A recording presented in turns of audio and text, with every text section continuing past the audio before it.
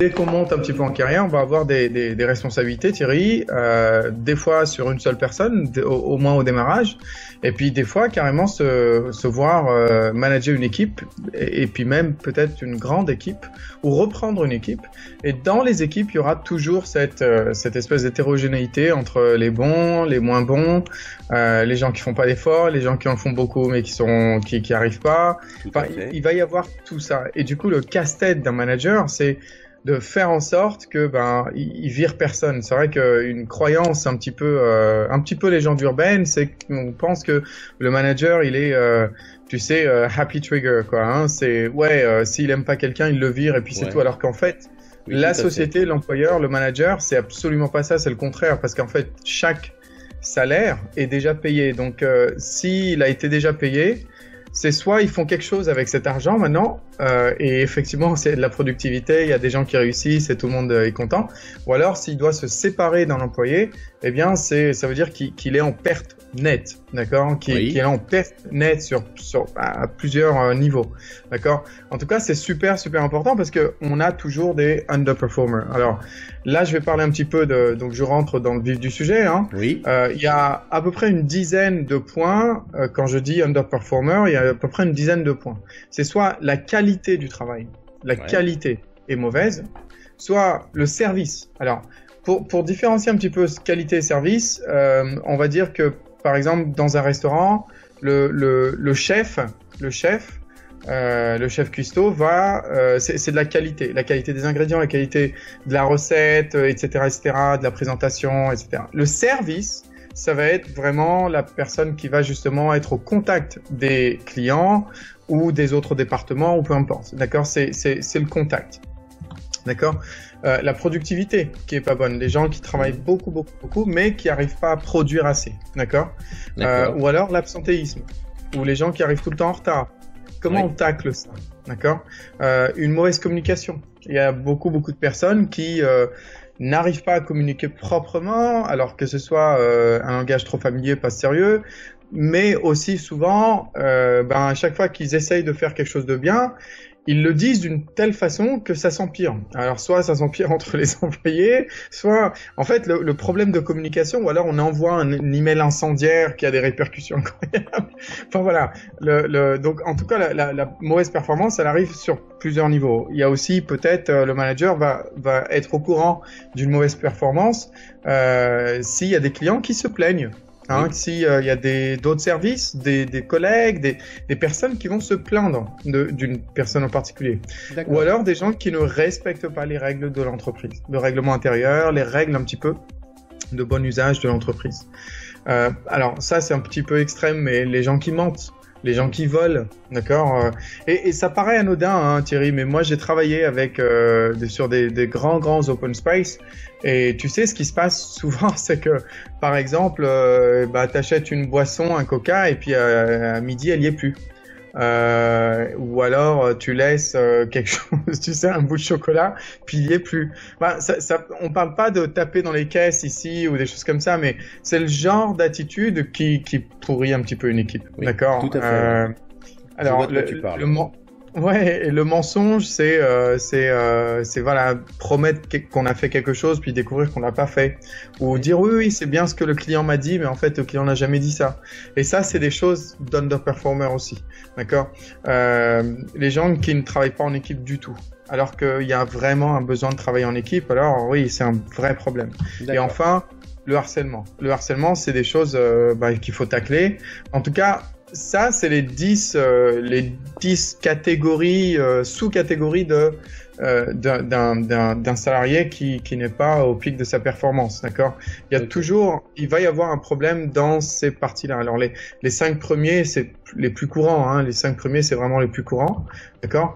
Alors, la première étape, Thierry, parce que le but, c'est en 2 étapes, d'accord. Le but, c'est vraiment en 2 étapes.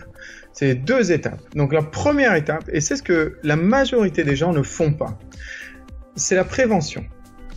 D'accord. La majorité des managers sont des managers. Et il est bien là le problème. Le problème, c'est que c'est pas des leaders. Tu sais, les leaders, ils n'ont pas besoin de manager. Alors, ils ont besoin de manager à la fin du process, mais principalement ce qui les caractérise, c'est que les gens les suivent. C'est pour ça qu'ils lead. C'est les leaders, d'accord? C'est des meneurs. Tout à fait. Donc, la majorité des gens ne vont être que des managers. Ça veut dire quoi? Ça veut dire qu'ils vont avoir un feu et ils vont essayer de l'éteindre. Ils vont avoir un problème, un underperformer, et ils vont essayer de l'éteindre. Et c'est de le tacler, d'accord? Okay. Gentiment, hein, de le tacler, je dis pas ça méchamment. Oui, oui. Et ça, c'est vraiment le plus gros problème. Parce qu'en fait, on se retrouve à toujours, ah tiens, un underperformer. Donc on va y arriver, on va pas y arriver, on le vire pas, on le met sous discipline, etc., etc. Et puis boum, un autre underperformer. Oh non, alors, et puis on attaque. Et c'est là le problème. Alors, tu vois, pour préparer cette émission, je regarde toujours plein de choses sur YouTube. Je replonge dans mes bouquins que j'ai lus et Dieu sait que j'ai eu beaucoup de problèmes avec les underperformers. Et je pense que n'importe quel manager pourrait, je suis sûr, serait d'accord avec moi. On en a tous découvert. Oui, bien sûr. La première étape, c'est la prévention. Quand j'ai découvert cette première étape, ça a changé ma façon de manager forever, à jamais, complètement. C'est absolument incroyable ce que cette étape va pouvoir réussir à faire, à anticiper, prévenir, empêcher, d'accord? Et c'est vraiment très puissant. Alors, je vais m'expliquer. La première, donc, des choses à faire, c'est que souvent, quand tu vas dans des équipes, tu sais, quand tu reprends une équipe, il m'est arrivé de reprendre une équipe d'un manager qui s'en allait de la société, et souvent, ce que je découvrais, c'est que, faire son boulot, c'était pas la même définition pour tout le monde. Alors, l'une des choses que je faisais, déjà, c'est que je demandais à tout le monde, ça veut dire quoi? Faire son boulot. Ouais. Faire son boulot, ça veut dire faire ce qu'il y a sur le descriptif de poste. L'un te dira, l'autre te dira, faire son boulot, ça veut dire faire ce qu'il y a à faire le jour même, sans délai. L'autre te dira, faire son boulot, c'est être pro, quoi. C'est faire son boulot, quoi. C'est faire du mieux qu'on peut, tu vois. Et ça va être des définitions vaseuses d'opinion, chacun suivant à qui tu parles, etc. Et boum, il est là le problème. Tout de suite, on a un problème, c'est que dans l'équipe, on n'a pas une définition commune, on n'a pas une norme commune, on n'a pas un standard commun. T'as vu, là, on parle de leadership. On va créer d'abord, on va tous se mettre au même niveau. Ça sert à rien que je me fâche contre quelqu'un si lui, il pense qu'il fait pas du trop mauvais boulot. Oui, ça sert à rien. Oui, tout à fait. Il faut d'abord mettre le standard pour qu'ensuite, les gens peuvent se repérer par rapport à ce standard. Ils peuvent se dire, ah ouais, donc en fait, je fais pas mon boulot. Ah ouais, donc en fait, tu vois? Oui, oui. Si on n'arrive pas à faire ça, eh bien, déjà, il y a un problème. Ça sert absolument à rien d'aller courir après de l'individuel. D'accord? Donc, la définition, moi, que j'aime donner de faire son boulot, c'est simplement faire ce qui est demandé en termes d'attente. Donc, si, par exemple, tu vas, Thierry, si je te dis, ton boulot, c'est de faire un site par mois. J'invente un site internet par mois. Eh bien, si tu me fais plus d'un site internet par mois, la classe. Si tu me fais moins d'un site internet par mois, pas cool. Tu fais pas ton boulot. Ok. Faire son boulot, c'est le résultat. D'accord? Point barre. C'est super important que tout le monde soit aligné par rapport à ça. Parce que celui qui va te dire, ouais, je fais mon travail. C'est quoi faire ton travail? Le descriptif du poste. Le problème du descriptif de poste, c'est un problème, un vrai problème, c'est que c'est juste des tâches. Et tu sais, le fait de faire ne crée pas forcément de résultats. Je peux présenter ce cours d'une différente manière, je ferai toujours le cours, mais c'est pas parce que je vais le faire 150 fois que je vais arriver à créer des résultats. Il y a une façon de le faire qui crée des résultats. Et c'est la façon de le faire qui crée des résultats qui s'appelle faire son boulot. D'accord. Est-ce qu'on est d'accord, Thierry? Parce que ça, c'est super important. Donc, j'arrive dans une équipe déjà, ou alors je suis en train de manager une équipe et je commence à voir de l'underperformance. Je vais d'abord dire, attends, c'est quoi faire son boulot? C'est faire les tâches qu'on a à faire en fonction d'atteindre des résultats demandés. Si on n'arrive pas à atteindre les résultats demandés, on ne fait pas son boulot. Il faut que ce soit simple. Alors souvent, il va y avoir de la négociation, il va y avoir de la résistance. C'est souvent les gens qui sont pas en train de faire ce qui est demandé ou en train d'arriver à faire ce qui est demandé en termes de résultats qui vont résister à cette définition, mais il est extrêmement important que nous, en tant que manager, leader, on se mette dans le bain. C'est-à-dire qu'on dit, si cette équipe, elle réussit pas à atteindre les objectifs, c'est moi qui fais pas mon boulot. C'est moi qui vais me faire taper dessus. Point barre, les amis. Moi, je suis pas en train d'imposer ça sur vous. Je suis en train de vous dire, ça va être notre définition commune. Parce que mon boss, il va dire, si l'équipe, elle marche pas, c'est toi qui les as choisis. C'est toi qui les manages. Si l'équipe, elle marche pas, c'est toi le problème. Et c'est pour ça que c'est souvent les managers et les CEO qui sautent. Quand tu vas une équipe de football qui ne marche pas, c'est le coach qui saute. Il ne change pas forcément les joueurs. Une petite question, Hamza. Ça, comme les slides sont en anglais, ça veut dire quoi KPI? Key Performance Indicators. Donc, les indicateurs clés de performance. D'accord, merci. Il y a toujours des... Les indicateurs clés de performance. Donc, ça veut dire, par exemple, je te donne un exemple. Tu vois, si je suis dans un service client, un des indicateurs clés de performance, ça va être ma notation après mes appels de mes clients. Si ma notation, ça va être, je dis à mon employé, il faut que ta notation soit toujours entre 8 et 10 sur 10, eh bien, ça va être un de mes indicateurs de performance. D'accord, ok. Un autre indicateur de performance, ça veut dire, une personne en service client, il faut que tu prennes ou que tu résous au moins, j'invente, 27 problèmes par jour. D'accord. Eh bien, c'est un indicateur de performance. Si tu as une personne dans le service client qui résout 3 problèmes par jour et l'autre 47 problèmes par jour, tu vois bien qu'il y en a un qui fait pas son boulot. Donc, mettre des KPI, mettre des objectifs, mettre des attentes, mettre un standard, c'est la base. Une fois qu'on a défini, on s'est mis d'accord que faire son boulot, ça veut dire réussir à atteindre les objectifs. Ok. D'accord? Ok. Donc, eh bien, à partir de ce moment-là, on se dit, ok, donc voici les objectifs de chacun. D'accord? C'est très important. Très souvent, Thierry, tu t'apercevras que le problème, et c'est un petit peu ça que je vais tacler, parce que moi, je peux pas contrôler les underperformers. Par contre, c'est des managers qui vont regarder ce cours. C'est des leaders qui vont regarder ce cours. C'est des gens qui vont avoir la problématique. Donc, moi, j'ai envie de leur dire, déjà, le problème, il est chez nous. Chez nous en tant que manager. D'accord? On doit d'abord être sûr que les gens savent ce qu'ils doivent faire tous les jours, quel est le standard, leurs KPIs, leurs indicateurs de performance, journaliers, hebdomadaires, mensuels, etc. Leurs objectifs, d'accord, en termes de résultats. Voilà. Mais c'est quelque chose qui est assez fréquent avec des mauvais performeurs. C'est que, en fait, souvent on se rend compte qu'ils estiment que leur job, c'est d'être présent sur place. Ouais. Absolument. Absolument, exactement. Et ça, c'est un vrai problème. Alors, la deuxième étape de prévention d'un leader, lui, il va prendre, par exemple, 5 minutes tous les dimanches, 5 minutes tous les lundis, et il va, par exemple, un lundi expliquer, ça veut dire quoi faire son job. 5 minutes. Mais il va le faire tous les 5-6 lundis. Il va le rappeler, il va le rabâcher. D'accord? Autre chose qu'il va faire, le leader, c'est qu'il va prendre 5 minutes encore tous les dimanches, tous les lundis, peu importe. Et il va dire, en fait, s'il y a une personne dans l'équipe qui ne tire pas ou qui tire beaucoup moins, ça veut dire forcément que les autres ont beaucoup plus de charge de travail, beaucoup plus de pression, restent plus longtemps. Et cette personne, elle ne joue pas en équipe. La différence entre... tu sais, on parle beaucoup d'esprit d'équipe. Alors, on pense que l'esprit d'équipe, c'est juste être gentil entre équipiers.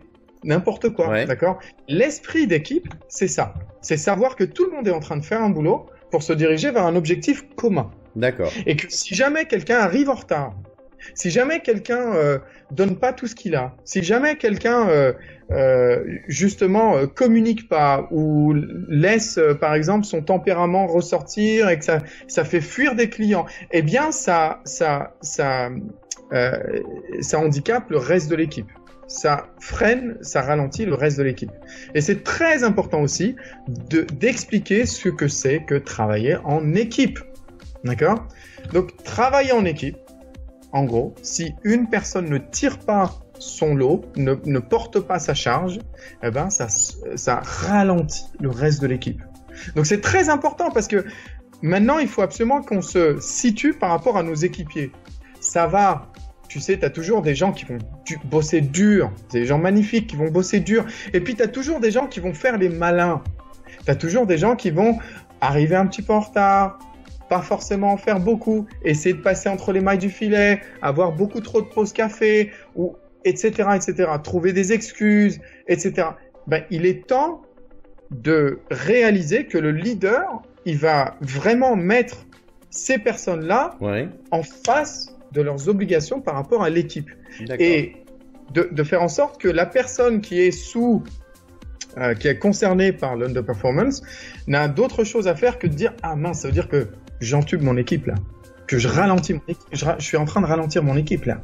Ah ouais, d'accord. » Et là, comme il est dans l'équipe, sa situation elle est un petit peu difficile. Et c'est ça le leader. Il va pas attaquer directement une personne.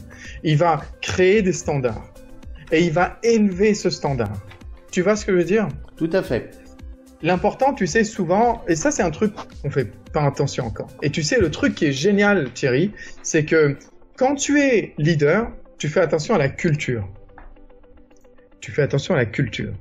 Donne-moi une culture de société, d'une équipe, d'une organisation, d'un groupe, qui est génialissime, et donne-moi en face, en concurrence, des individus très talentueux, ensemble, mais qui ont une mauvaise culture.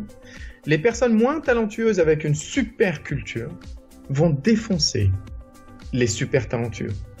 Ça s'est passé, on compte même plus de fois en sport, où les équipes ultra soudées, elles vont détruire des équipes de grandes stars, d'accord? Ça c'est la culture de société, et ça c'est le leader. Le leader, il va dire, attends, quelle est la culture? Si tu as une culture de ouais, c'est pas mon boulot, c'est pas à moi de faire ça. Si tu as tu sais, la culture, c'est la norme, c'est la logique, d'accord? C'est le point de référence par rapport à laquelle on juge des comportements, des résultats, etc., etc. D'accord? Si tu as des gens qui disent que tu rentres dans une équipe et qui disent bah, c'est toujours comme ça qu'on l'a fait. Hein. Ou alors, bah, écoute, si ça marche, on peut peut-être l'améliorer, mais si ça marche, il n'y a pas besoin de l'améliorer. Ça marche, point barre. Tu vois, ça c'est de la culture. Ou alors dire, ouais, mais nous on fait pas que ça comme ça, on fait ça autrement. Alors, soit positif ou négatif, c'est ça. Une petite illustration. Si vous avez envie de voir une vidéo ou comment dire une équipe de gens qui sont pas les meilleurs performeurs du monde battent des gens plus forts. Regardez une coupe du monde, une coupe d'Europe qui avait eu lieu en Belgique. Et ça, les Belges sont caractéristiques de ça. Ils ont souvent des entraîneurs qui savent mettre en place des stratégies et motiver leur équipe. Et généralement, ils mettent en place à tous les grands événements, ils mettent en place un hack qui leur permet en fait de dépasser leur niveau pur, leur niveau intrinsèque, pour battre des équipes qui sur le papier sont largement plus fortes qu'elles. Donc voilà, faites une recherche sur Raymond Goethals et vous verrez. Excuse-moi, c'était juste un petit aparté d'illustration. Ouais, pas de souci. Bah oui, non, t'es là pour ça. Donc, tu sais, la façon dont les choses se font, la norme des gens. Si les gens sont plus râleurs, tu sais, c'est vraiment attaquer la culture. Dire, attends, quelle est la culture? Est-ce que c'est une culture de, attends, si c'est pas fait, ça ralentit toute l'équipe. Moi, je vais le faire. C'est le boulot de tout le monde, d'accord? Et tout est respect. Tout est et ça, le leader, il va mettre en place une culture qui va être vraiment productrice de super performance et donc de high performance. D'accord? Et c'est ça qui est super important, c'est que souvent dans les cultures, t'as pas cette en fait, c'est ça que ce que je veux dire, c'est la slide qu'on voit maintenant. Il faut déterminer des règles. Dire voilà, c'est ça les normes entre nous. C'est comme ça qu'on va fonctionner. Okay. Nos points de référence, ça va être ça. Et ça peut pas être beaucoup de règles. Ça va être des règles d'équipe qui vont former justement notre culture.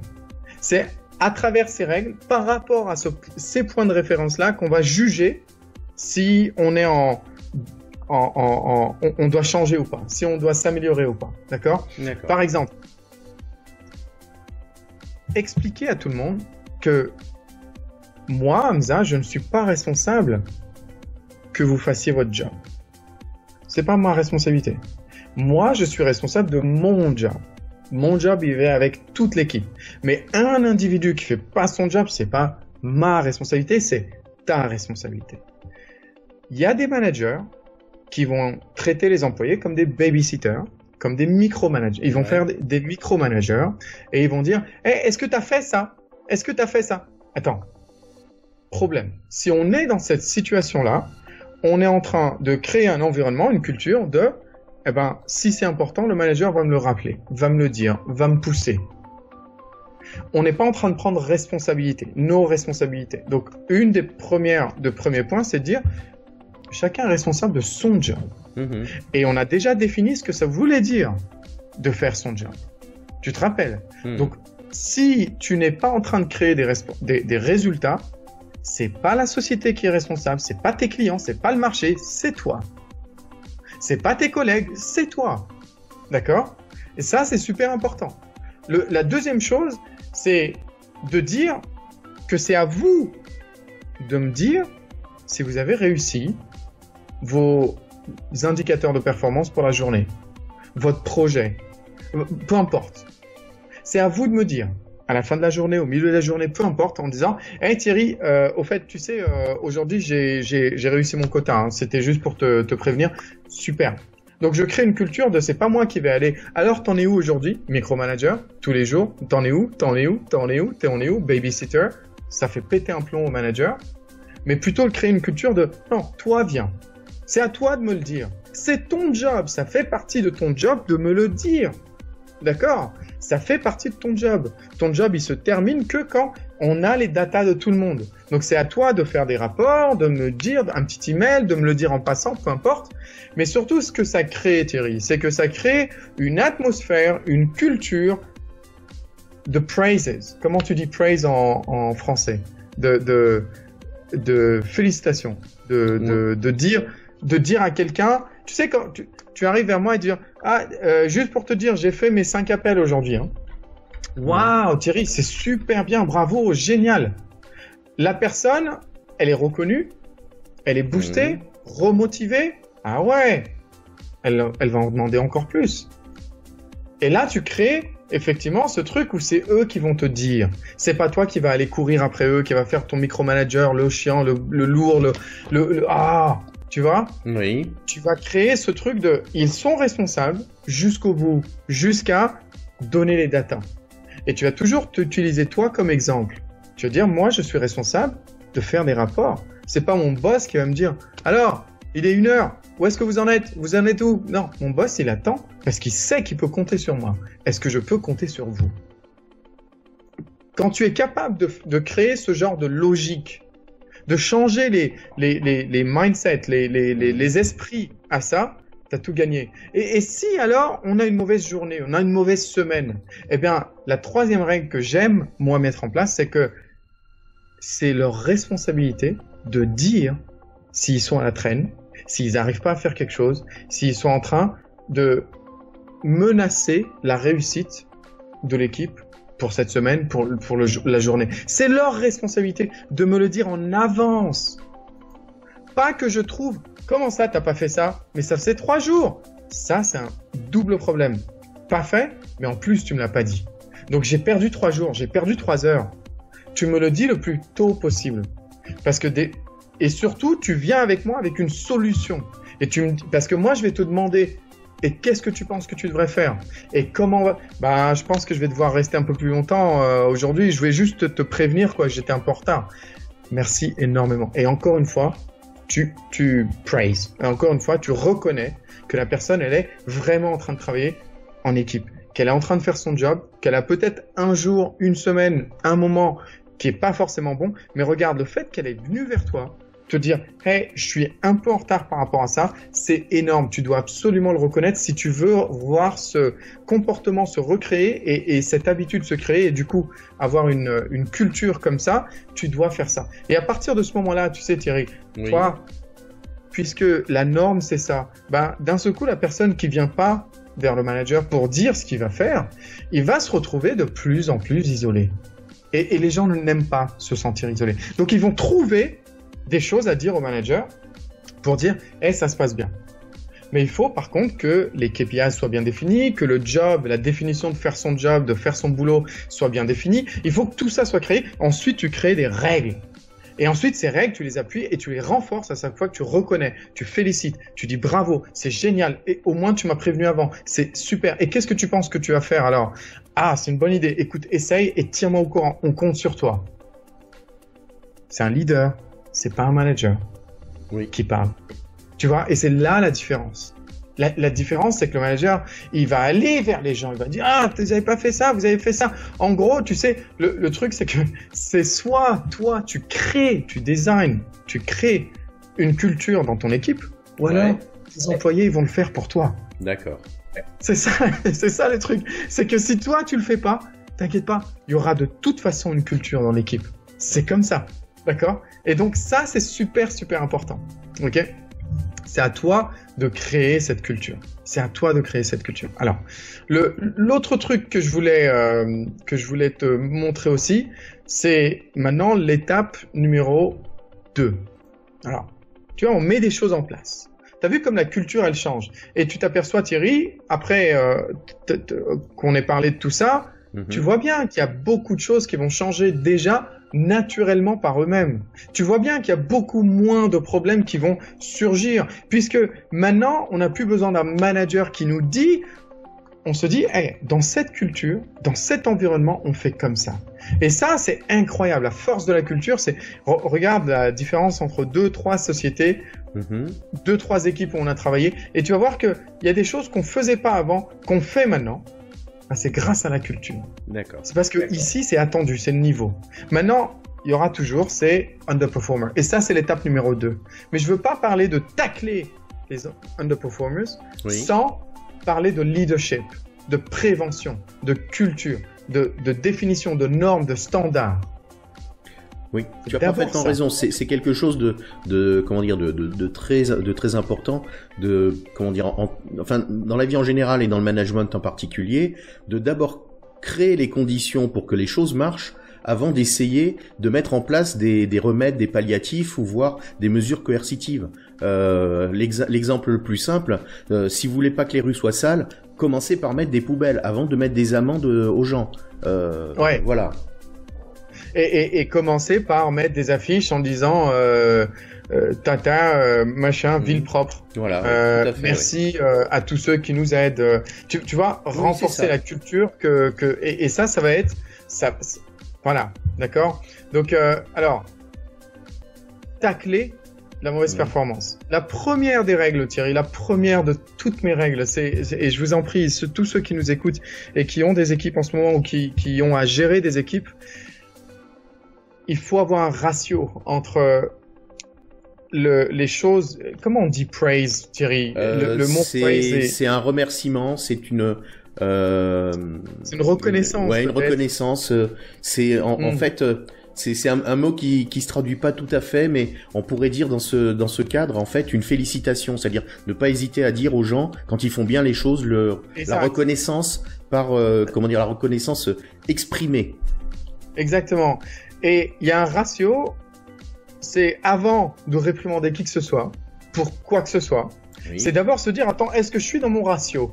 Premièrement, mon ratio, c'est 3 reconnaissances pour 1 réprimande. Donc, il faut d'abord que je crée les conditions dans la culture pour que les gens disent « Ah tiens, aujourd'hui j'ai réussi à faire mes objectifs, c'était juste pour te dire « Eh bravo, génial, ça c'est vraiment super cool. Eh c'est ton 3e jour où tu as réussi à faire ça. C'est vraiment génial ça, que tu commences à... Tu sais que tu es en train de construire un super momentum. Alors là, comment tu te sens? Tu te sens boosté, tu t'aimes travailler dans ce genre d'équipe, d'accord? Eh bien, quand tu mets en place ce genre de ratio, 3 reconnaissances pour 1 réprimande, tu as le droit de réprimander. Ça, c'est la première règle. Oui. Mais souvent, les gens, ils disent rien quand les choses se passent bien. Ils disent rien. Ouais, c'est normal, hein, ils sont payés pour ça. C'est là que les problèmes, ils arrivent. Et en fait, Donc la personne, elle se dit, de toute façon, je suis invisible, ça sert à rien, personne me dirait jamais c'est bien quand c'est bien, ça sert à rien du tout. Et par contre, si je fais un truc, alors là, il descend sur moi, Hamza, hein, il descend immédiatement sur moi. Vas-y, t'allais dire quelque chose. Je voulais dire que on dit souvent en français, cela va sans dire, mais ça va mieux en le disant. C'est-à-dire que justement au niveau aussi comme ça donc de la reconnaissance, faut pas hésiter à le dire. Et ouais. Et surtout, on essaie de créer une culture, on essaie de créer, tu sais, de la motivation. Ce qui motive les gens, c'est pas ouais, on va faire ça, ouais. Non, c'est les choses qu'on fait tous les jours.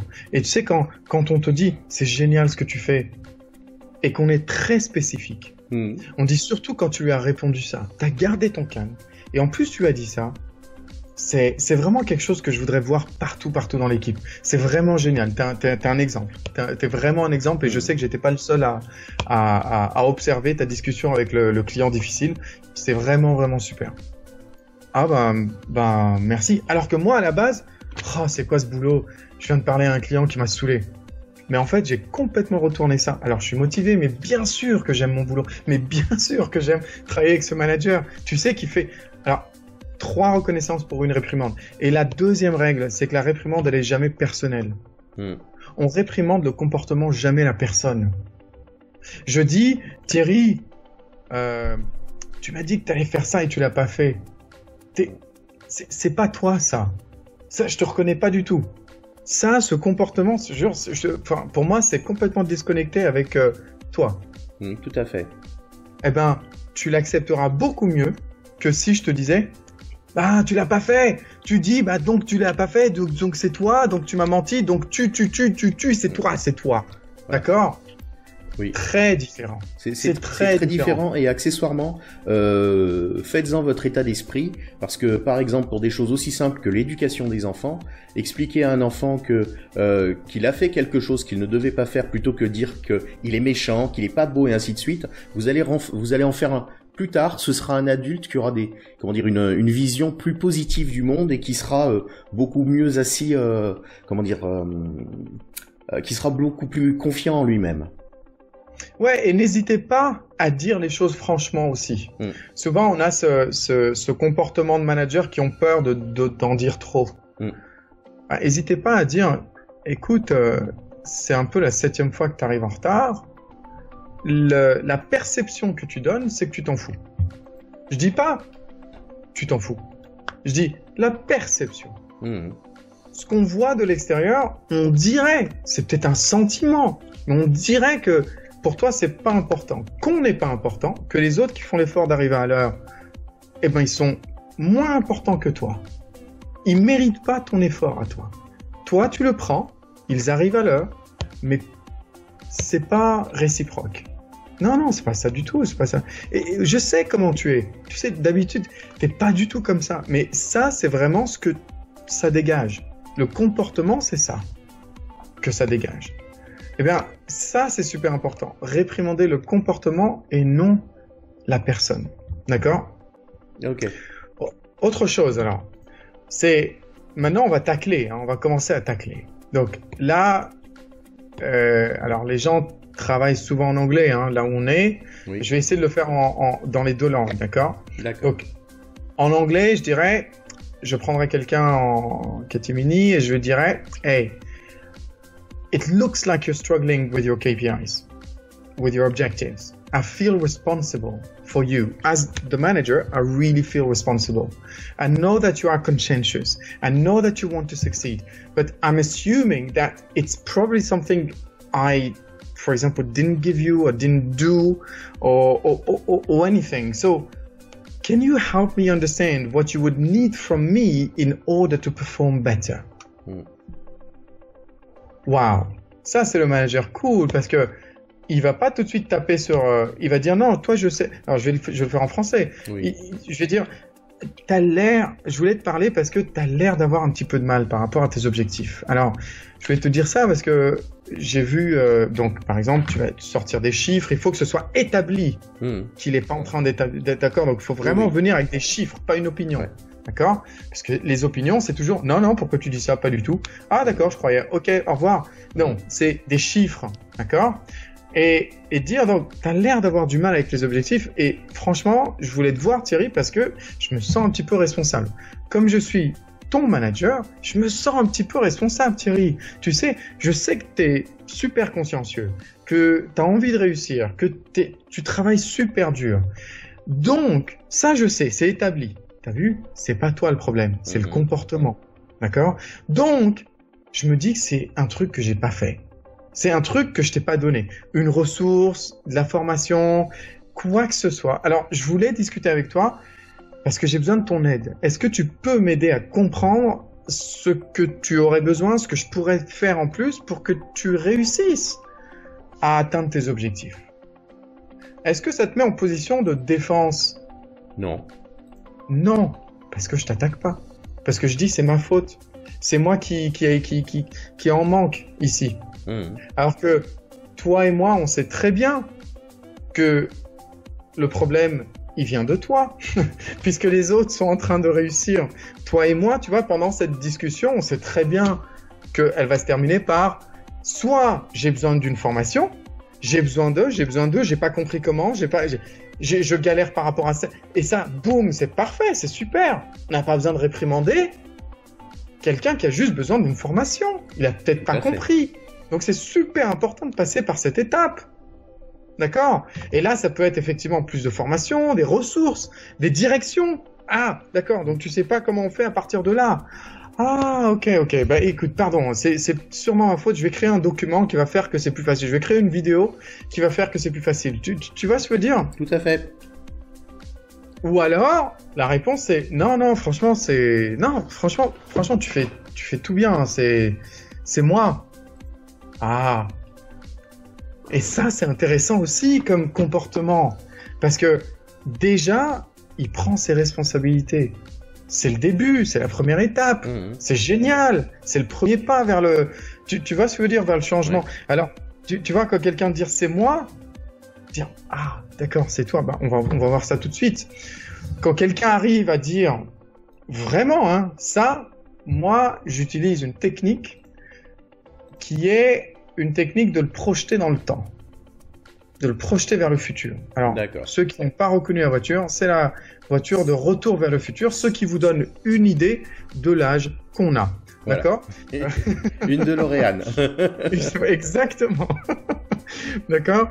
Donc, le truc là, c'est que on va projeter la personne dans le futur. On va dire, are you happy with your current results?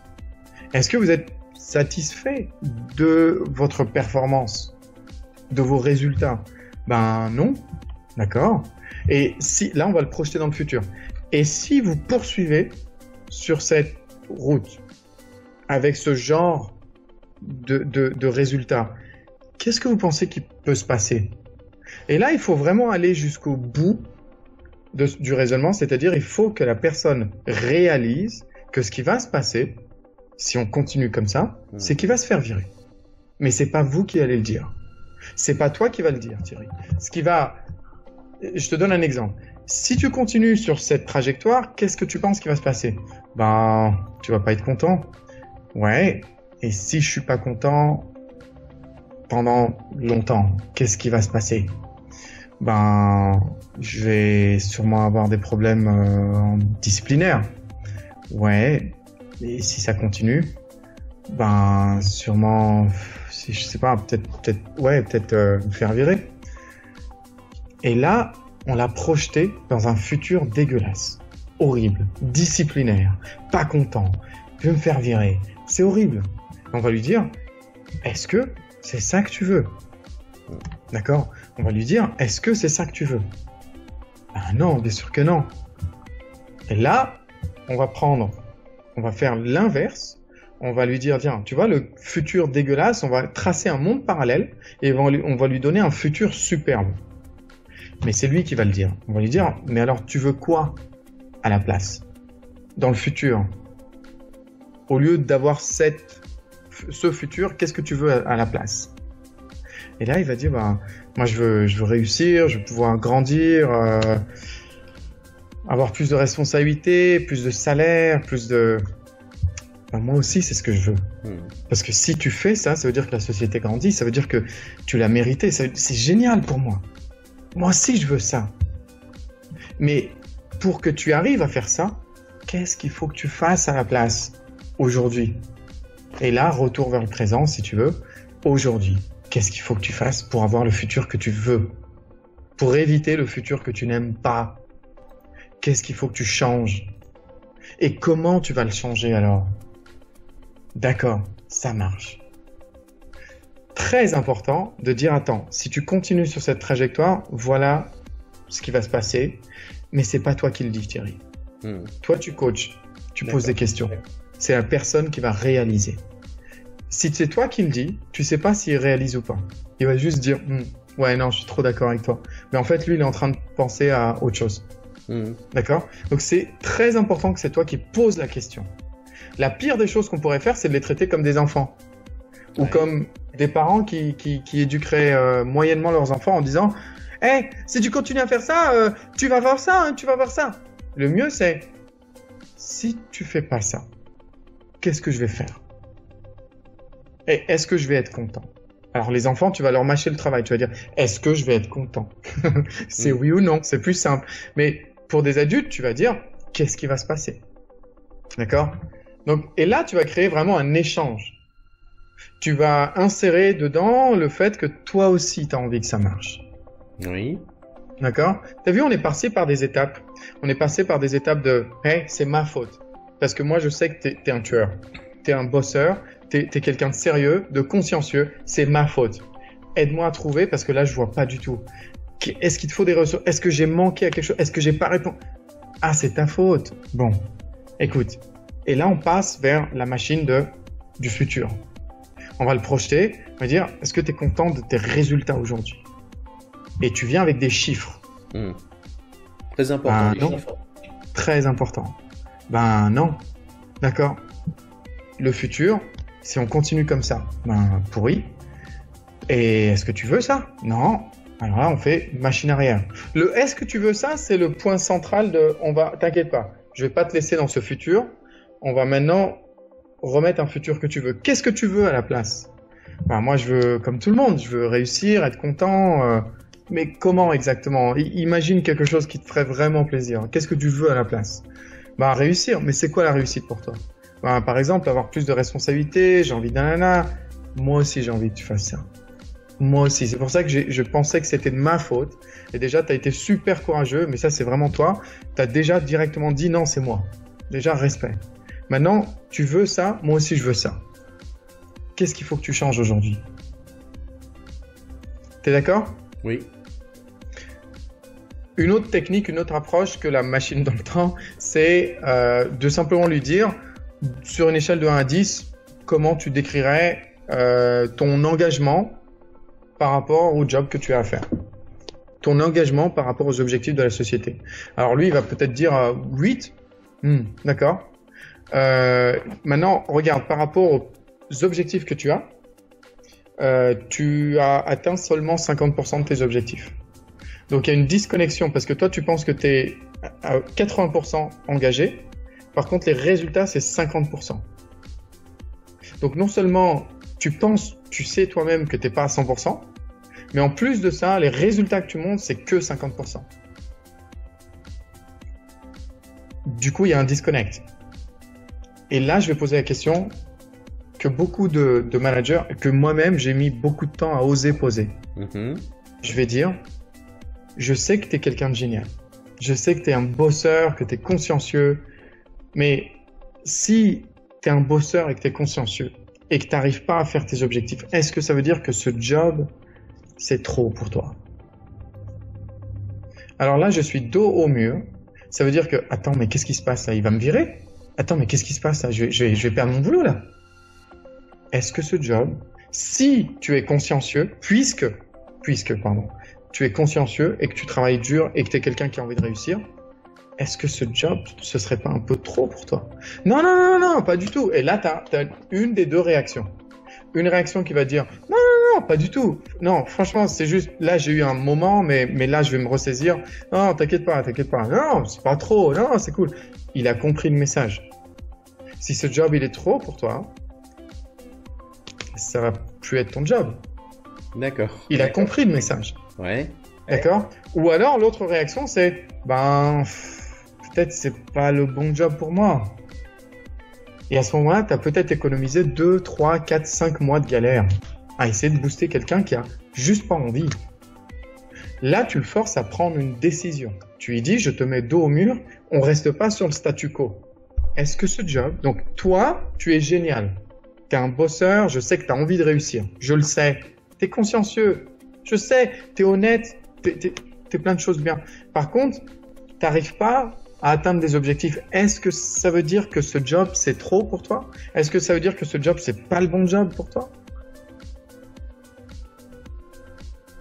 Très, très important. Tu vois, le taclage, là, ici, encore une fois, c'est du coaching. Ouais. Tu vas pas dire aux gens, à partir de maintenant, tu vas être en discipline. C'est pas des enfants. On n'est pas à l'école. C'est le mauvais management, d'accord? Donc, c'est super important de dire non. Si c'est pas le bon job pour toi, je suis là pour te servir. Je suis là pour toi. Et je suis là aussi pour dire, si c'est pas le bon job pour toi, on arrête ce job. D'accord? Ça, c'est super important, Thierry. Donc là, une autre approche, c'est, voilà, de dire, en fait, j'ai fait 2 fois la même slide, mais en anglais, peut-être parce que je l'ai pas faite en anglais. Look, I know that you're serious about this job and you want to succeed, but since you're not getting the results, does it mean that this role is a little bit too much for you? En général, les gens sont attaqués au cœur de leur orgueil. Que ce job soit trop pour moi, ça veut dire que moi je suis pas assez.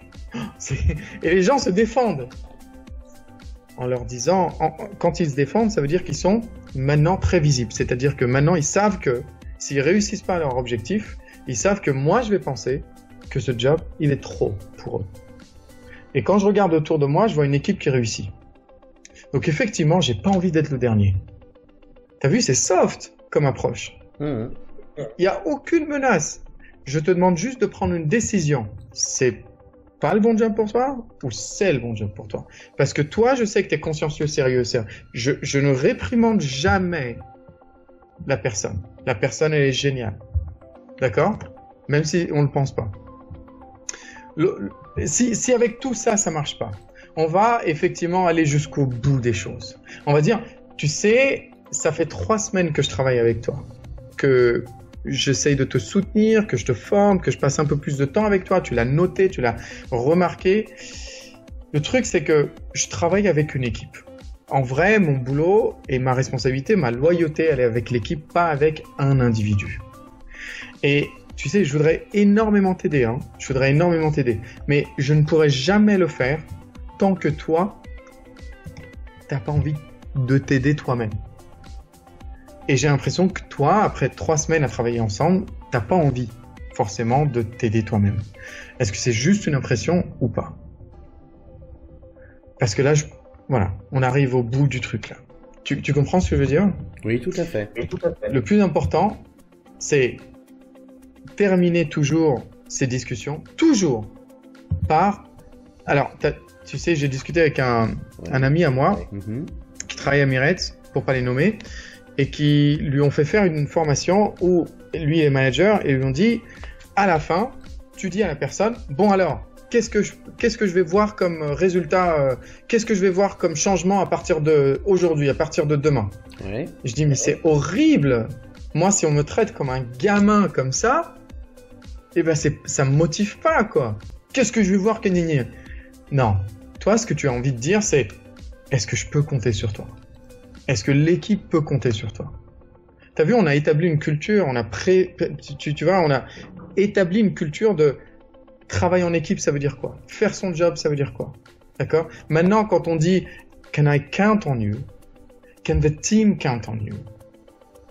C'est énorme, parce que je te donne beaucoup de responsabilités. Et ça veut dire aussi que je te fais encore confiance. C'est très empowering. C'est très...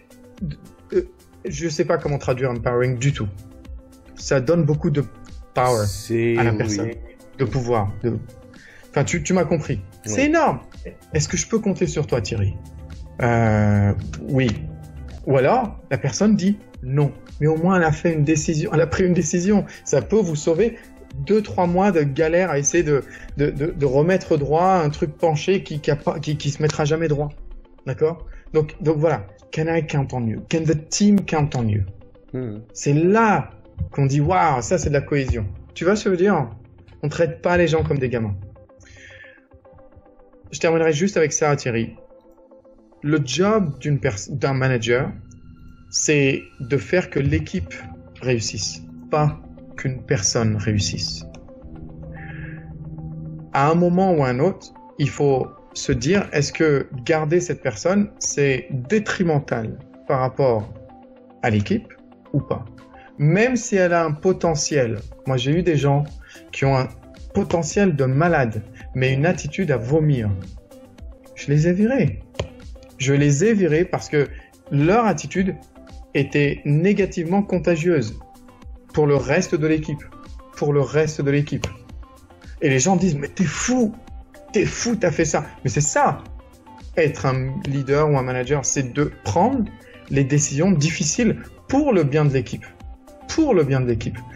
Le but, c'est essayer de réaliser. Tu vois, tu mets la personne dos au mur. Prends une décision. En gros, ça montre que 1, tu vois tout, même si tu le dis pas. Boum. Et 2, ça veut dire qu'il est observé. À partir de là, s'il te dit « Yes, you can count on me. Yes, il faut que je change ça. À partir de maintenant, je vais faire ci. Si, c'est le bon job pour moi. Si, moi, non, mais là, j'ai une période, c'est tout. » Il sait qu'il va être observé sans que toi, tu l'observes. Waouh! Sans que toi, tu fasses ton micromanager. Waouh! C'est super puissant. C'est très puissant. Couplé à de la prévention, 5 minutes, 10 minutes par semaine, où on va vraiment asseoir une culture, une norme, un standard. Ça, c'est comme ça qu'on réussit à faire beaucoup de choses avec les gens. Sans les diminuer, sans les descendre, sans les menacer, sans faire les profs, les parents, sans faire ça. Sans faire ça. Tu comprends? Oui, tout à fait. C'était ma dernière slide, Thierry. Est-ce que ça fait du sens? Est-ce qu'il y a eu des questions ou pas? Non, il y a juste Laurence qui dit qu'elle comprend en fait l'intérêt de la version coaching sur le futur, puisque juste auparavant elle avait manifesté l'idée comme quoi c'était un peu difficile. Et puis il y a je me rappelle jamais de son vrai nom, il y a Marché de Lorient qui dit lundi il y en a qui vont pleurer après la réunion d'objectifs de la semaine. Voilà, mais c'est pas vraiment une question. S'il y a une question, oui, toujours Marché de Lorient, je crois que c'est Ayoub qui dit qu'en France la mentalité oulala. Voilà. Alors il dit, je pense qu'en France et dans les pays d'une mentalité anglo-saxonne, la vie au travail est différente. Différente de quoi? Différente. Oui, mais est-ce que c'est la différence entre la France et les pays anglo-saxons? Ouais, je pense, oui. Je pense que c'est le sens de la question, oui. D'accord. Ah oui, c'est sûr. Bah oui, c'est sûr que c'est des méthodes anglo-saxonnes. Hein. Faut pas se le mentir. On est, il y a peut-être du vrai dans ce qu'il dit. Après, voilà, c'est les Français s'expatrient aussi, les choses changent aussi. Voilà. Oui, moi, comment dire, j'aurais tendance à mettre un bémol à cette à cette affirmation de Ayoub. Comment dire, il y a pas 40 000 manières de bien faire les choses. C'est-à-dire que c'est pas parce que il y a une culture, on va dire, qui est pas terrible en termes de management dans un pays que ça doit empêcher de s'améliorer. Le but un petit peu de tout ce que nous faisons, c'est de vous montrer une manière de mieux faire les choses. Et il y a plein de manières de mal faire les choses, il y a peu de manières de bien faire les choses. Ouais, tout à fait. C'est bien. S'il n'y a pas de questions, est-ce qu'il n'y a pas de questions? On veut pas sortir avant de répondre. Ah, une bonne question de d'Oraya. Pensez-vous que cette culture d'entreprise a aujourd'hui sa place dans une entreprise qui a son équipe dispersée dans différents pays? Bien entendu. La culture, ce n'est pas quelque chose de physique. La culture d'une famille, par exemple. Chaque famille a sa propre culture. Je te parle pas des cultures. Non. Tu sais, c'est non. Tu parles plutôt des petits rituels internes et des exactement. choses. Des attentes, des standards, des benchmarks. Quand tu rentres, tu ramasses ça parce que sinon, tu sais très bien que ça passe pas chez toi. Tu rentres avec des chaussures, pas chaussures. Enfin, sans que les choses soient dites. Eh bien, c'est comme ça que ça fonctionne. D'accord? C'est ça dont on parle. Eh bien, tu prends cette famille, d'accord, qui après, les enfants grandissent et puis ils partent dans plein de pays pour étudier, pour travailler. Ce sera toujours la même chose quand ils vont parler entre eux, même au téléphone, alors qu'ils sont en distance. La distance ne change rien dans la culture. Le but du manager, ça va être de créer une culture. Moi, je sais que là, je manage une équipe de gens qui travaillent de la maison. 8 personnes qui travaillent de la maison, dont 2 personnes en Europe. Et je peux te dire que tout le monde est super aligné par rapport à tout ce qui est attente, tout ce qui est logique, tout ce qui est culture. Donc oui, voilà. J'espère que ça a répondu à la question. Oui, je pense, oui. Il y a Laurence qui demande s'il faut faire un team meeting par semaine pour le rappel des objectifs ou un face-to-face ou les deux. Il y a deux choses. Le rappel des objectifs. Le rappel des objectifs. Pour moi, le rappel des objectifs, il doit être visuel et complètement toujours présent. Que ce soit sur un tableau, que ce soit sur ah tiens, quelqu'un est en train d'avancer l'objectif. Par exemple, si quelqu'un a fait un truc qui nous fait avancer tous, eh bien j'enverrai un email à tout le monde en disant hey, super Thierry, il a fait ci, ce qui fait qu'il nous reste juste seulement blablabla à faire pour l'objectif. En gros, l'objectif de l'équipe, il est constamment présent dans tout ce que je fais. Il est sur un tableau blanc, il est visuel, il est totalement tout le temps connecté. Par rapport à la réunion de meeting une fois par semaine, bien entendu, il est de bon ton de rappeler la distance entre le moment présent et l'objectif. D'accord? Oui, bien sûr. Et ce qu'il nous reste à faire, et c'est génial. Et de reconnaître même. Tu sais, on a parlé de 3 reconnaissances pour une réprimande. De reconnaître certains acteurs qui ont fait beaucoup de boulot, qui ont bossé dur et qui ont fait avancer toute l'équipe, de le reconnaître en public. Ça, c'est une super opportunité pour renforcer les liens, pour renforcer vraiment cette culture de voilà, c'est ça travailler en équipe et c'est ça le niveau qu'on attend, etc., etc. Par contre, là où pour répondre à la question de la fréquence par rapport au temps, je dirais que tu sais, pour bien manager, il faut vraiment ces deux choses-là. Cet aspect culturel, prévention, où on va vraiment rabâcher certaines choses avec de différentes façons. Je te donne un exemple. C'est quoi faire son job? La définition de faire son job. Au début, je vais dire voilà, c'est ça la définition de faire son job. Et je vais donner des exemples de personnes qui font leur job. Je vais pas donner des exemples en public de personnes qui font pas leur job. Mais je vais donner des exemples en disant voilà pourquoi ils font leur job. Comme ça, les personnes qui font pas leur job, ils vont reconnaître qu'ils sont pas dans cette case. Voilà. On va dire que c'est un exemple en creux. C'est-à-dire que en montrant ce qui se passe bien, une personne normalement constituée devrait comprendre que elle le fait pas. Ouais, exactement. Mais surtout, toi, t'es positif. T'es toujours super positif. Et l'autre, par exemple, 4-5 semaines après, tu te dis, tiens, je vais essayer de remettre encore un coup sur le faire son job. Je vais raconter une histoire. Alors là, j'improvise, donc je vais juste te dire un truc bête. C'est l'histoire d'un flic qui a sauvé un enfant. Et on lui a dit, wow, merci beaucoup. Et il a dit, je fais juste mon job. I'm just doing my job. Comme on voit tout le temps dans les films américains, etc. I'm just doing my job. Faire son job, c'est réussir. Donc tu vois, là, je parle d'une histoire. Alors, peut-être qu'elle est pas très élaborée, puis je préparerai peut-être une meilleure histoire la prochaine fois. Mais c'est ça le but. Enfin, ce que je dirais à Laurence ici, c'est de toujours rabâcher 4 ou 5 points clés qui vont être extrêmement importants. Je te donne un autre exemple, une personne qui va nous approcher, qui va dire hey, je suis en retard aujourd'hui, j'arrive pas à atteindre mes objectifs aujourd'hui, je vais juste te prévenir. C'est une des 3 règles, par exemple.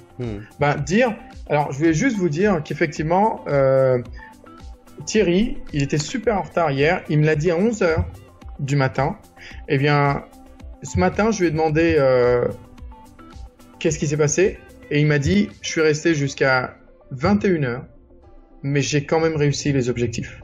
Je voulais juste te dire merci Thierry, devant tout le monde, parce que c'est grâce à toi, tu vois, tu étais en retard, tu me l'as dit, c'était génial.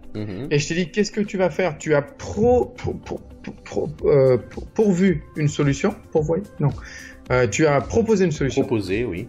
Ouais, et après, tu m'as dit, je vais essayer de bosser tard. Et t'es resté tard pour l'équipe, pour tout le monde, pour pas être derrière. Un énorme merci.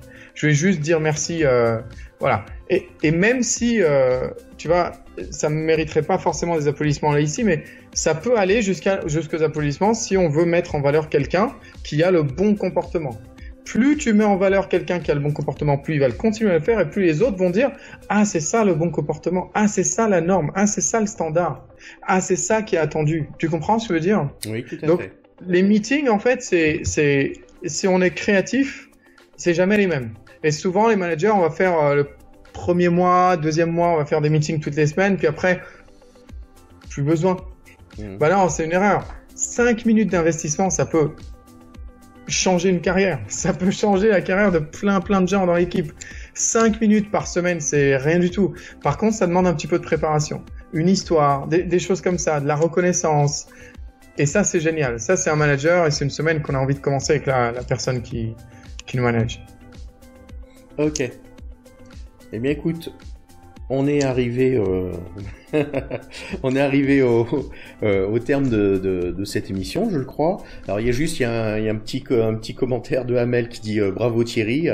Non Hamel, c'est un exemple. Moi, je sais que je suis en retard et je sais sur quoi je suis en retard. Et en fait, je veux même vous dire un secret, un secret d'émission. En fait, Hamza a fait toute cette émission pour me faire comprendre qu'il y a des trucs sur lesquels je devrais avancer plus vite. J'ai compris, voilà. Absolument pas. Je me défends de toute insinuation. Non, pas du tout. Désolé. Voilà. Donc, bien écoute, Hamza, on va peut-être clôturer cette émission. Ça m'a fait super plaisir, comme d'habitude. J'espère que ça vous a servi, les amis. Si ça vous a servi, dites-le. Dites si c'est quelque chose où, je sais pas, s'il y a des scripts, des choses qui vous ont intéressé. Dites-le. Dites-le parce que nous, on lit ça après. Et c'est vrai que des fois, quand on jette un caillou, tu sais, c'est un peu quand tu jettes un caillou dans l'eau. On sait pas trop si ça sert à quelque chose en fait. Voilà. Donc si ça vous sert, les amis, alors n'hésitez pas à vraiment le dire et en quoi et qu'est-ce que vous pouvez implémenter, etc. Et surtout, partagez. Ne laissez pas ce post sur ce groupe. Ne laissez pas ce cours sur ce groupe, les amis. Partagez, donnez. C'est bon pour tout le monde. Et ça vous coûte un clic. Donc voilà. Et c'est tout. Donc n'hésitez pas à aimer, partager, commenter. Voilà. Voilà, ok. Eh bien, écoutez, on va vous dire maintenant au revoir et à la semaine prochaine. À bientôt. À bientôt. Ciao, ciao. Ciao, ciao.